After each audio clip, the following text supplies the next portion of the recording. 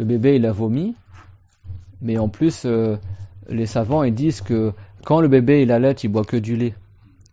Et que c'est quand il tète le sein de sa mère, des fois le lait il remonte. Alors si le lait il remonte juste après, de sorte que le lait il n'est pas encore caillé, il n'est pas encore changé, juste il est tombé dans sa gorge, après il est ressorti quelques minutes après, le lait il a toujours une forme liquide, les savants ils disent c'est pas impur. Mais si le lait il le recrache après quelques heures par exemple, et tu as des petits grumeaux dedans, tu vois que le lait il a changé, là c'est impur. Mais même ça, les savants ils disent c'est toléré. L'impureté qui est sur la bouche du bébé, ou s'il recrache un peu du lait sur le sein de la mère ou sur son corps, tant que c'est peu, les savants ils disent même si la mère elle prie comme ça, sans avoir à nettoyer son sein, etc., ça reste toléré dans sa prière. Parce que des choses sont difficiles à éviter quand tu allaites un enfant. Chaque fois qu'elle se purifie son vêtement, etc., c'est pas évident. J'ai compris? La règle qui régit le sujet des impuretés, c'est que quand l'impureté est trop difficile à éviter, elle devient tolérée. C'est-à-dire que la prière est valable même si l'impureté elle est présente. C'est ça que je vous dis que c'est pas un sujet à la molécule près, Annie. C'est-à-dire que des fois l'impureté elle est là, mais on considère des fois qu'il y a même pas, que c'est même pas impur. Ou alors on considère que c'est toléré.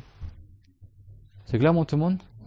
Et c'est pareil, si tu as une impureté qui tombe sur un tissu mouillé, c'est que la partie du tissu qui a été touchée par l'impureté qui est souillée par l'impureté. C'est pas tout le tissu en entier. Même si on a dit tout à l'heure que l'impureté se transmet par l'humidité. C'est clair? Ça veut dire si par exemple il y a un trottoir humide, t'as un caca de chien au bout de la rue et du coup toute la rue devient impure parce que le caca de chien était dans l'humidité. Aussi dans une flaque d'eau, toute la flaque d'eau elle devient impure. Mais après quand c'est quelque chose tel qu'un tissu, un tapis qui est humide par exemple, et par exemple je sais pas moi le paillasson de l'immeuble, il est tout mouillé parce que les gens ils ont marché dessus, hein.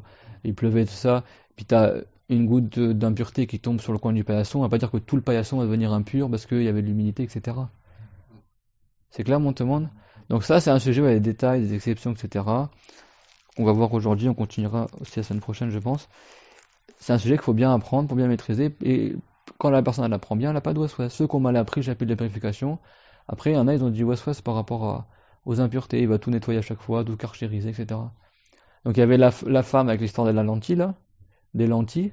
Et il y a aussi une autre sœur, par contre, là, c'était en France, où elle a loué un appartement. Et le truc que c'est même pas requis que tu le fasses, elle demande au bailleur est-ce que l'ancien locataire avait un chien. Mais pourquoi tu demandes en fait? Est-ce que c'est un devoir en islam de vérifier est-ce que la personne qui habitait avant ton appartement elle avait un chien? Si tu dis oui, tu fais quoi? Tu vas sortir le karcher et karchériser tout l'appartement avec de l'eau et mettre de la terre, faire 7 lavages, mais tu rentres dans quoi en fait?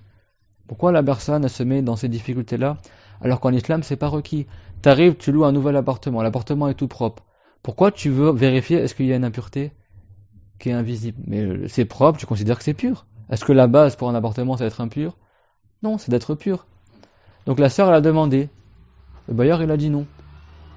Alhamdoulilah, on ménage maintenant. Je dis pas que c'est haram de demander, mais ça veut dire que c'est comme ceux qui font des vœux, tu sais, le vœu islamique, al-nazar. Tu fais ça quand il y a quelque chose qui est recommandé que tu fasses, il y a un acte d'adoration qui est recommandé. Si tu veux, tu peux faire le vœu de le faire et il devient obligatoire sur toi. T'as plus de récompense. Mais ça, tu le fais quand tu sais que tu seras capable de le faire. Parce que tu t'incombes à quelque chose à toi qui à la base n'était pas obligatoire. Donc avant de faire un vœu, vérifie bien est-ce que vraiment tu seras apte à le faire.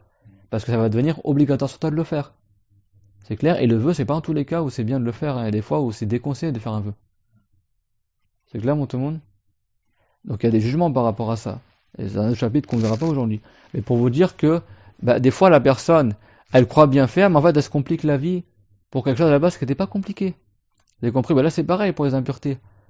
La règle te dit que tant que tu as un doute qu'il y a une impureté, tu considères qu'il n'y a pas d'impureté. Parce qu'on ne va pas juger quelque chose comme quoi il serait impur pour le simple présomption, pour un simple doute que peut-être il était impur. Non. Tant qu'il y a un doute que c'est impur, tu considères que c'est pur. Parce que l'origine, c'est que c'est pur. C'est bon?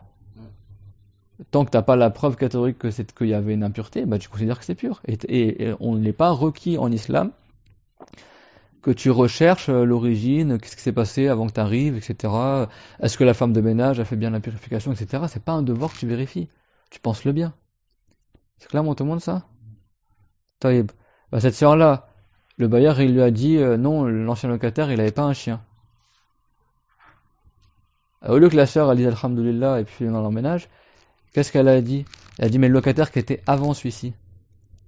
Il a carrément demandé le locataire qui était avant l'ancien locataire. Et le bailleur, il a dit, bah, ancien locataire, il avait un chien. Et pourquoi elle demande tout ça, en fait? Et du coup, elle a commencé à purifier son appartement, je sais pas quoi, etc. Mais c'est du n'importe quoi, en fait, de faire ça. Pourquoi? Bah, en soi, c'est pas haram.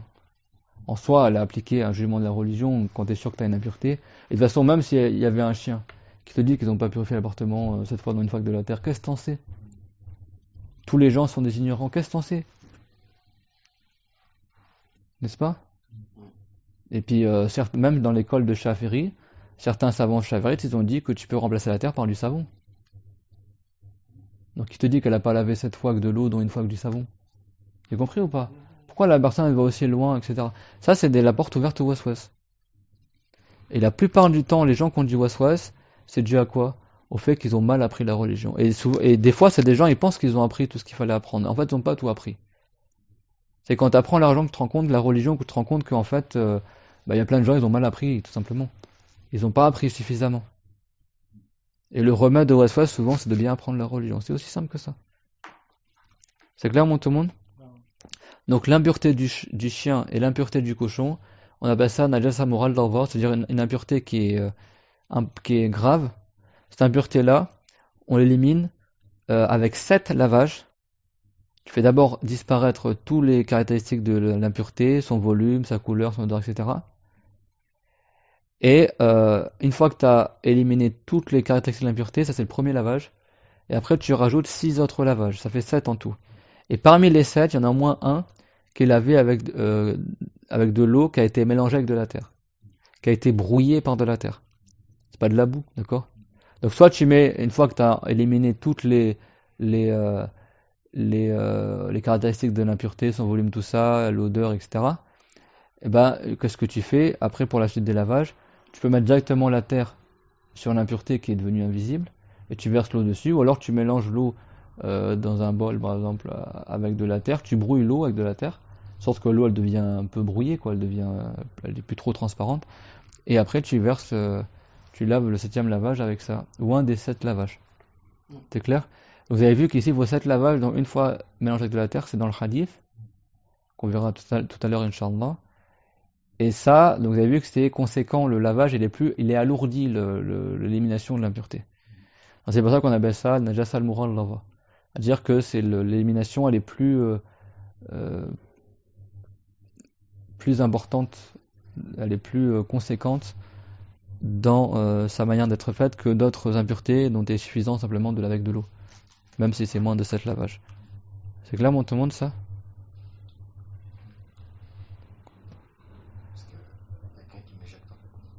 C'est clair, tout le monde?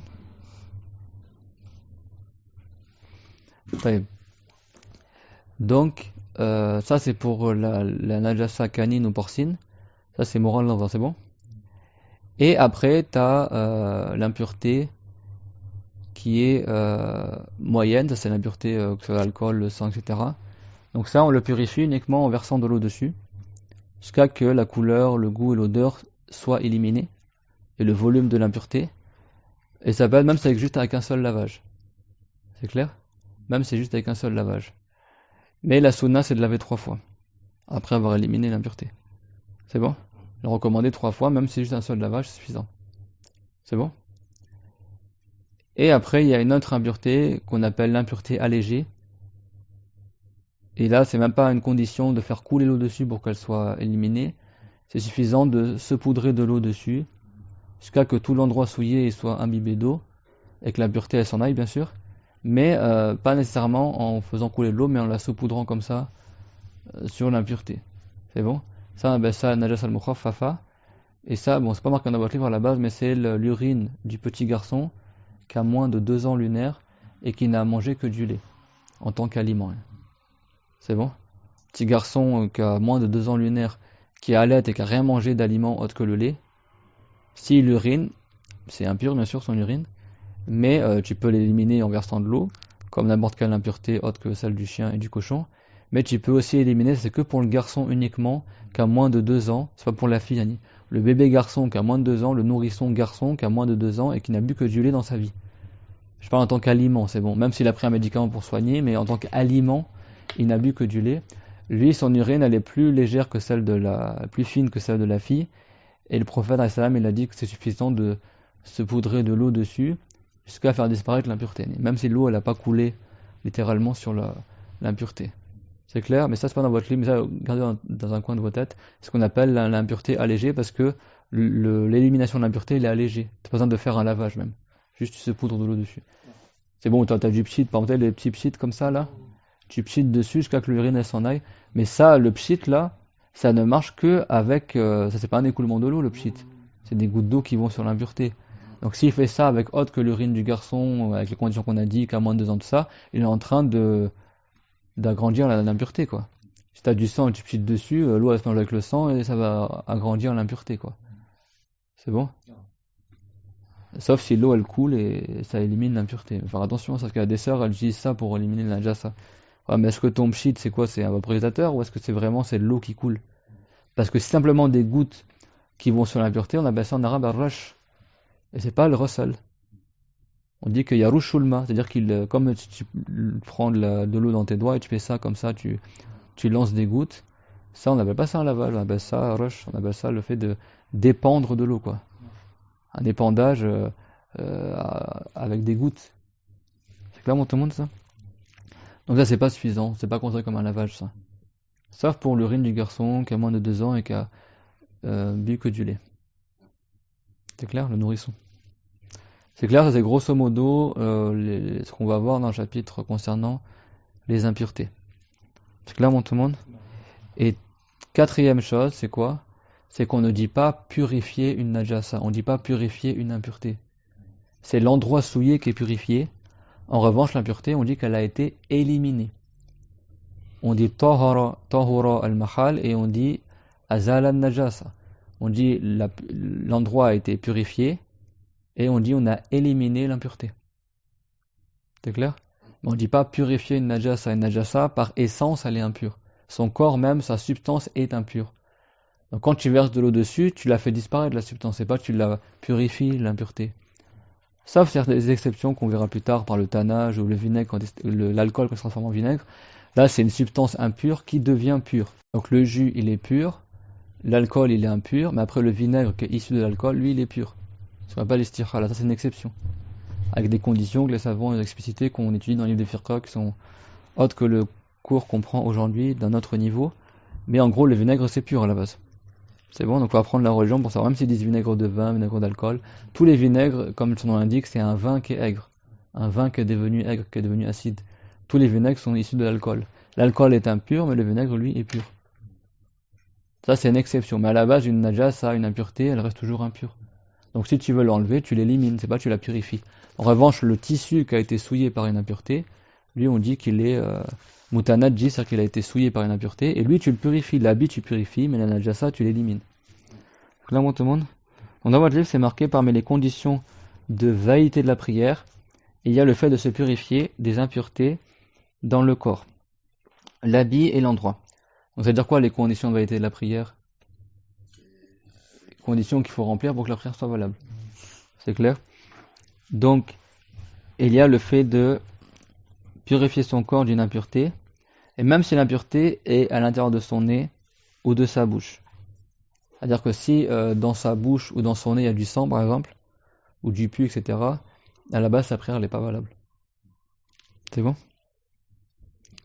Même si c'est... alors bien sûr on ne parle pas du sang qui coule dans ses veines, évident que là, je ne peux pas faire autrement. Mais là on parle quand il a une hémorragie dans sa bouche ou truc comme ça, à la base sa prière elle est pas valable avec une najasa, même si elle est dans son nez ou dans sa bouche. C'est clair? Dans l'école de Shafiri on parle bien sûr. Et pareil sur son corps aussi. Mais après on verra qu'il y a des exceptions. Par exemple si quelqu'un il a bu de l'alcool par exemple, l'intérieur de sa bouche est souillé par l'alcool. Donc s'il prie sans avoir rincé la bouche avec de l'eau, eh ben la prière n'est pas valable. C'est bon? Mais si quelqu'un est sain de la gencive, ou il s'est fait enlever une dent de sagesse et il y a du pu qui sort de sa gencive ou du sang, là les savants ils ont divergé. C'est bon? Parce que les impuretés qui sont tolérées comme le sang de sa propre blessure, comme on verra tout à l'heure, Inch'Allah, si on y arrive, c'est toléré que si le sang ne s'est pas mélangé à une substance étrangère. Et donc quelqu'un il s'est ouvert la main et pendant qu'il prie, ça a saigné à nouveau. Et lui, c'est sans que ce soit par son acte à lui, le sang il coule tout seul comme ça. Ça, ce sang-là, il est toléré même si c'est beaucoup de sang qui sort. Hein. C'est bon, Omar ibn al-Khattab, radiyallahu anhu, pendant qu'il priait, il y a un mécréant, un non-musulman qui s'appelait Abu Lu'lu'a al-Majusi, un mage, un non-musulman, qui a poignardé Omar pendant sa prière, dans son ventre. Et c'est vrai qu'il est mort d'ailleurs. Un couteau empoisonné. Et Omar, il a continué sa prière. Alors qu'il venait de se faire poignarder, quoi. Dans la prière du Soubor, il se faufilait entre les rangs, cette personne-là, et il a poignardé Omar dans son ventre quand il était calife. Il faisait la prière en assemblée, en tant qu'imam. Et Omar, ils ont fait boire du lait pour éloigner le poison, et quand il a bu le lait il est ressorti par la plaie. Donc là, ils ont su que c'était trop tard pour lui, quoi. Que sa plaie, elle est irréversible, et avant de mourir, il a demandé à Raïcha d'envoyer quelqu'un pour parler à Raïcha, est-ce qu'elle l'autorise à être enterré à côté du prophète Mohammed alayhi salam. Et Raïcha a dit, j'avais espéré cette place pour moi, mais je priorise mon frère Omar. Et après ils ont informé Omar, le Omar il a remercié Allah, il est décédé. Et il a été enterré à côté de Abu Bakr al-Siddiq, à côté de la tombe du prophète, dans la chambre de Raïcha, parce qu'il est enterré dans la chambre de Raïcha. Donc il a demandé l'autorisation à Raïcha. Et Omar al-Khattab, c'est le premier calife qui a été surnommé Amir al-Mu'minin, l'émir des croyants. Donc tellement il avait la conviction dans sa prière, qu'il priait, mais quand il a été poignardé dans son ventre, il n'a pas arrêté sa prière, il a continué. Et le sang qui coule, même si c'était poignardé, ce sang-là, il est toléré, même s'il est beaucoup, parce que c'est pas par son acte à lui que le sang est sorti, et il l'a pas étalé avec son acte à lui, donc c'est toléré dans la prière. C'est bon? Bon, après, quelqu'un, il a le droit d'arrêter sa prière s'il y a un risque qu'il va mourir pour être amené aux urgences. Mais lui, tellement il avait une conviction forte, il a continué sa prière, etc. Comme il y avait un saint, une fois, il priait chez lui, la maison, elle a pris feu. Et lui, il continuait de prier alors que tout est brûlé autour de lui. Et il n'est pas mort, lui, il avait une conviction que Dieu le protégerait, et c'est pour ça qu'il a fait ça, ce saint. C'est pas, non, ça veut pas dire qu'on fait pareil. Et le saint, il a continué sa prière, il a terminé sa prière. Et puis après, les gens sont étonnés, ils ont dit, mais t'as pas eu peur de l'incendie? Et le saint, il a dit, le feu de l'au-delà, il m'a détourné du feu du bas monde. C'est-à-dire que ma crainte du feu de l'enfer, elle m'a fait oublier la crainte du feu du bas monde. Donc ça c'est une foi forte qu'il a, c'est-à-dire que c'est une forte conviction que Dieu va le protéger, il a le tawakkul, se fier à Allah. Là, c'est pas nous qui allons faire ça. Quand la maison va s'écrouler, tu vas pas rester dessous. Non, d'accord.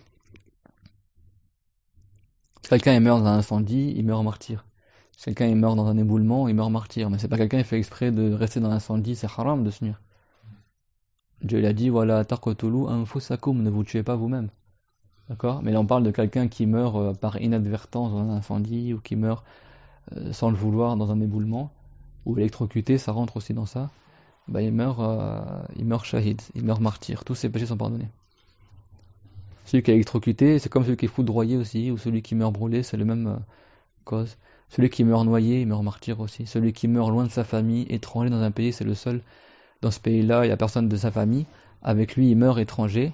Le prophète l'a dit qu'il meurt martyr aussi. Mautul gharib, shahada. Également, Maut al-Ghariq, celui qui meurt noyé. Parmi les musulmans, il meurt martyr. C'est-à-dire que tous ses péchés sont pardonnés. Celui qui meurt tué injustement, également, il meurt martyr. Et il y a comme ça plusieurs degrés de martyr. La femme qui meurt à cause des douleurs de l'accouchement, à cause des contractions tellement fortes qu'elle meurt en accouchant, et ben elle meurt également martyr. Tout musulman qui meurt d'une maladie du ventre, comme un cancer du foie, un cancer de l'estomac, tout ce qui est dans le ventre de la personne, il meurt à cause de ça. Également, il meurt martyr. Pas les poumons ou la tête, mais ce qui est dans le ventre. Pas quelqu'un qui l'a fait exprès de se tuer, mais quelqu'un qui est mort. Beaucoup de musulmans, même qui faisaient des grands péchés, ils meurent avec des maladies comme ça, et Dieu leur efface tous leurs péchés. Toute personne qui meurt martyr, Dieu l'efface tous ses péchés. Quoi qu'il a fait comme péché, tant qu'il est musulman, bien sûr. Celui également qui est mort en défendant ses biens, quelqu'un a voulu voler sa voiture, il s'est défendu, on l'a tué. Également, il meurt martyr. Quelqu'un qui est mort en défendant sa famille, également, il meurt martyr. Il y a plein de degrés de martyr comme ça.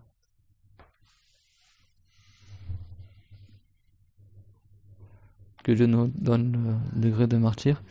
Le plus haut degré, c'est le martyr fi sabilillah. Et tous les martyrs, ils seront à l'ombre du trône au jour dernier. quand on dit martyr, c'est pas forcément celui qui, et bien sûr, c'est pas les djihadistes ou les faux djihadistes là, ou ceux qui font les attentats là en Europe, etc., qui mettent des bombes, ou les kamikazes qui s'explosent la figure. Le suicide, c'est haram en islam. Si quelqu'un il met une bombe sur sa ceinture et il se fait sauter la bombe, il meurt comme ça, il sacrifie soi-disant pour tuer des gens dans une gare. En plus, souvent, il y a des victimes musulmanes en plus. Mais ça, c'est haram, ça. C'est haram, et il ira pas au paradis, il ira en enfer. Hein. Le prophète Mohammed, il a dit Man qatala nafsahu bi shay'in udhiba bihi. C'est-à-dire, si quelqu'un il s'est tué lui-même par une chose, il sera châtié par cette chose-là dans l'au-delà, en enfer. Celui qui s'est suicidé en montant du haut d'une montagne et en se jetant du haut de la falaise, ben en enfer, il escaladera une montagne de feu, qui le brûlera, le déchiquetera, il ira au haut de la montagne, il sautera, il sera écrasé, mais il ne mourra pas parce qu'en enfer, il n'y a pas de mort. La yamutu fiha wala yahya, comme Dieu l'a dit, la personne ne meurt pas en enfer, ni elle vit d'une vie qui est joyeuse et apaisante. C'est-à-dire que c'est comme s'il était mort sans être mort. Hein. Il n'y a pas de soulagement, tout le temps la douleur, la tristesse. Bah lui, à chaque fois, il remonte au haut de la montagne, il saute. Après, il remonte au haut de la montagne, il saute. Son châtiment. C'est suicidé. Le simple fait de se suicider, c'est pas de la mécrance. Et ce qui est dans les textes du Coran, que celui qui se suicide, il sera éternellement en enfer, ça c'est interprété dans le sens que c'est un non-musulman qui s'est suicidé, ou alors un musulman qui s'est suicidé, et il a quitté l'islam en se suicidant, en considérant que le suicide c'était licite.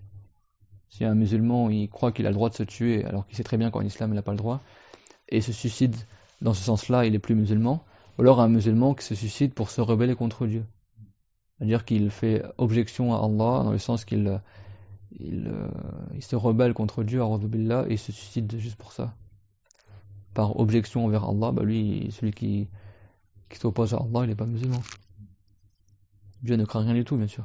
Voilà, Dieu ne craint pas les conséquences du châtiment qui va faire descendre. Là, entre nous, s'il fait du mal à quelqu'un, il a peur que des représailles, n'est-ce pas? Et Dieu, lui, c'est par sa justice qu'il châtie. Et Dieu ne craint rien du tout. Dieu ne craint pas la suite des choses qu'il crée. Là, tout le monde. Donc, quand tu veux faire la prière, il faut que tu purifies ton corps, ton habit et l'endroit où tu pries. C'est clair? Et même si c'est dans la bouche et le nez. Et comme on a dit, l'impureté, si elle est mélangée à une substance étrangère, elle est plus tolérée. Parmi les impuretés qui sont tolérées dans la prière, c'est si tu as du sang qui coule de ta propre blessure. C'est bon? Ou du pus aussi. C'est des fois, ils ont de l'acné, un truc comme ça, il y a des boutons il y a du pus qui sort, par exemple, durant sa prière. Ça, c'est toléré. C'est clair? Ou du sang, etc. C'est bon, tout le monde? Donc, pour le sang et le pus, il y a des détails qu'on va voir maintenant, Inch'Allah. C'est que si ça sort des orifices humides, c'est-à-dire le nez, la bouche, les oreilles et les yeux, ça, c'est des orifices où il y a des muqueuses en général dedans. C'est bon? Donc, c'est-à-dire que quand le sang ou le pus il va sortir, de manière nécessaire, de manière inévitable, il va se mélanger avec les muqueuses du nez ou la salive de la bouche, c'est bon? Donc à la base, la règle dit quoi? Que si le sang ou le pus se mélange avec une substance étrangère, il est plus toléré pour la prière. C'est clair?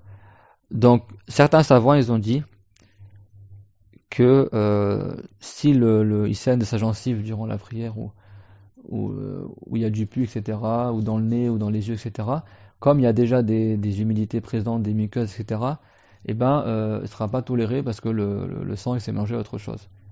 C'est clair, tout le monde, même s'il crache le sang, si ça arrive durant la prière est annulée. C'est bon?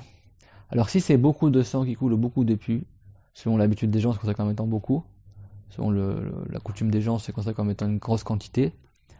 Là, par unanimité, si ça sort du nez, on a une grosse hémorragie du nez, ce qu'on appelle un nazif en arabe. Nazif, c'est quand le nez saigne. Il y en a et des fois ça coule vraiment beaucoup. Là, c'est vraiment beaucoup. Ça annule la prière sans divergence. Et pareil pour le pus aussi. Mais si c'est peu, une petite goutte de sang ou un peu la gencive qui saignote dans la bouche et un petit saignement, mais pas très gros, certains savants, comme Ibn Hajar, il a dit que c'est toléré, mais à condition que ce soit peu. Ça, c'est pour quel sujet?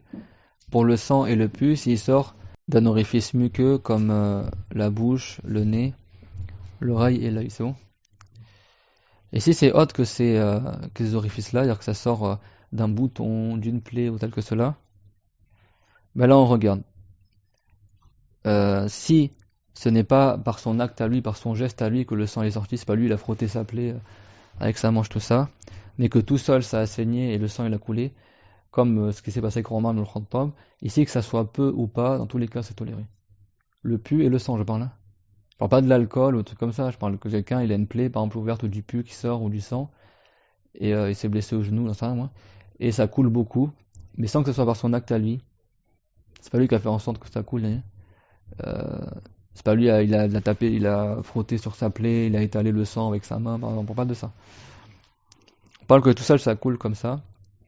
Si ça coule dans l'endroit habituellement où c'est censé couler, c'est-à-dire que, par exemple, imagine l'exemple que les savants citent, par exemple, quelqu'un il s'est rasé la tête. Imaginons au khal, parce que la tête, normalement, tu rases pas comme ça tous les jours. Après le khal, c'est rasé la tête, par exemple. Ça, c'est le mieux pour les hommes. Et imaginons qu'il y a des petites dentailles avec le rasoir sur la tête. C'est bon, et pendant qu'il prie, il y a du sang, et la plaie elle s'ouvre, il y a du sang qui coule de sa tête. C'est bon? Un peu de sang, si c'est un peu, c'est toléré dans la prière. C'est bon? Sur la tête, elle est pas mouillée, etc. C'est bon? Elle est sèche. Imaginons qu'il y a beaucoup de sang, et bon, il a une grosse blessure à la tête, et pendant qu'il prie, il y a beaucoup de sang qui coule de sa tête. Normalement, le sang, quand il coule de la tête, il va arriver jusqu'à l'épaule. Après, à l'épaule, il va s'arrêter. C'est bon? Donc, si le sang, il arrive, il coule, il dépasse l'épaule, il va jusqu'en bas, voilà, tant que ça continue à couler de manière normale, même si c'est beaucoup, c'est toléré. C'est bon? Mais si le sang, par exemple, normalement, il est censé couler jusqu'à l'épaule, c'est bon? Donc, il s'accumule à l'épaule, puis après, au bout d'un moment, après s'être arrêté à l'épaule, le sang, il recommence à couler, mais pas à partir de la tête, à partir de l'épaule. C'est bon? Et ben là, quand il recommence à couler, à partir de l'épaule, c'est pas l'endroit normalement il est censé couler habituellement. Donc là, c'est que le peu de quantité qui est toléré. C'est bon, mais de la tête jusqu'à son épaule, ça, même si c'est beaucoup, c'est toléré. Mais si le sang, il redémarre à couler, enfin, il dépasse l'endroit habituel où il coule, il reprend son écoulement, mais pas de l'endroit où il y a la plaie, d'un endroit autre que l'endroit où il y a la plaie, et qui est pas l'endroit où l'habitude le sang, qui est en dehors de l'endroit où le sang habituellement il stagne, et ben cette partie-là qui est en plus, où le sang il recommence à couler, ben, c'est que le sang en petite quantité qui est toléré, pas le sang en grande quantité. C'est clair?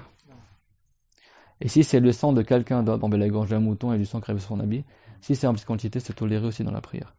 Donc pour l'histoire du sang, il y a beaucoup de facilité. C'est clair, mais pour le sang de lui-même, tu regardes. Si c'est pas par son acte à lui, même si c'est beaucoup de sang qui coule, c'est toléré. Pareil pour le pu. Mais si c'est par son acte à lui, et par exemple il y a du sang qui a coulé, il a mis sa main dessus, du coup il y a du sang qui est sur sa main, etc. Là c'est que la petite quantité qui est tolérée. Vous vous rappelez, on avait déjà parlé de ce sujet-là vite fait. Par exemple, il a pris un mouchoir et après le mouchoir il garde dans la main, il y a du sang dessus, etc. Bah là, le sang qui est sur le mouchoir, c'est par son acte à lui, c'est pas juste la plaie comme ça. Donc là, c'est que la petite quantité qui est tolérée. Si c'est une grande quantité, c'est pas toléré. C'est clair, tout le monde? Donc on reprend, il y a 4 cas de figure en fait.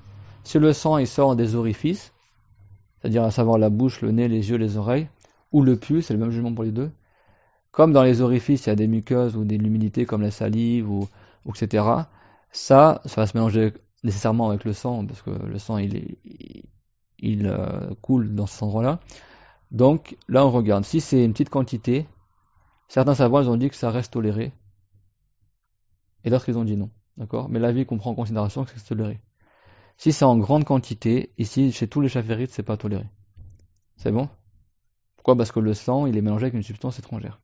Même si c'est le sang à lui, c'est bon? Là on parle du sang qui sort par des orifices tels que l'œil, la bouche, le nez, les oreilles, c'est bon?